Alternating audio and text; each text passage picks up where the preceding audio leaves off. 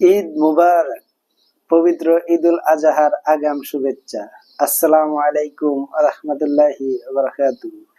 আল্লাহ তাআলার সন্তুষ্টির আশায় ত্যাগের মহিমায় উচ্ছ্বাসিত হয়ে আমাদের মাঝে আবার ফিরে এসেছে পবিত্র ঈদুল আজহা।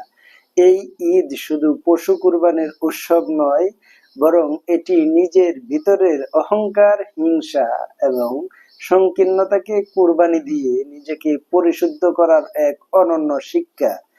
আমি আপনাদের এই একজন মানুষ হিসাবে আজ আপনাদের সামনে দাঁড়িয়ে শুধু শুভেচ্ছা জানাতে নয়, বরং ত্যাগের এই শিক্ষাকে আমাদের ব্যক্তি ও সামাজিক জীবনে ধারণ করার আহ্বান জানাই।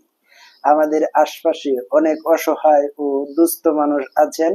ঈদের আনন্দ যেন শুধু আমাদের বিত্তবানদের মধ্যে সীমাবদ্ধ না থাকে। কুরবানির মাংস বিতরণের সময় দয়া করে খেয়াল করবেন যেন পাড়ার কোনো দরিদ্র প্রতিবেশী না খেয়ে থাকে।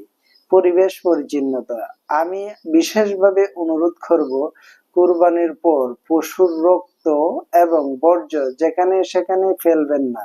নির্দিষ্ট স্থানে গর্ত করে বর্জ্য পুঁতে ফেলুন, অথবা ব্লিচিং পাউডার ছিটিয়ে এলাকা পরিষ্কার রাখুন। মনে রাখবেন, পরিষ্কার পরিচ্ছন্নতা ইমানের অঙ্গ। সুস্থ পরিবেশ নিশ্চিত করা আমাদের সবার দায়িত্ব। ঈদের দিনগুলোতে এলাকায় যেন কোনো অপ্রীতিকর বিশৃঙ্খলা বা কোনো অপ্রীতিকর ঘটনা না ঘটে, সেদিকে আমাদের সজাগ থাকতে হবে। তরুণ ভাইদের প্রতি আমার অনুরোধ, আপনারা উৎসবের নামে এমন কিছু করবেন না যাহা অন্যের বিরক্তির কারণ হয়। সবাইকে আবারও ঈদের শুভেচ্ছা। ভালো থাকবেন, সুস্থ থাকবেন। ধন্যবাদ সকল। ঈদ মুবারক।